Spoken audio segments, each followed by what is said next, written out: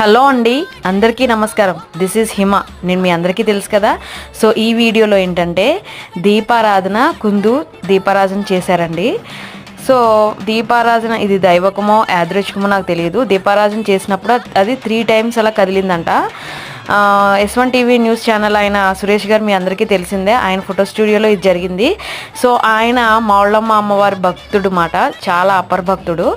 మౌళ్ళమ్మ అమ్మవారి వీడియోస్ ఏదైనా సరే ముందుండి తీస్తారు, మాకన్నా ముందుండి తీస్తారు ఆయన.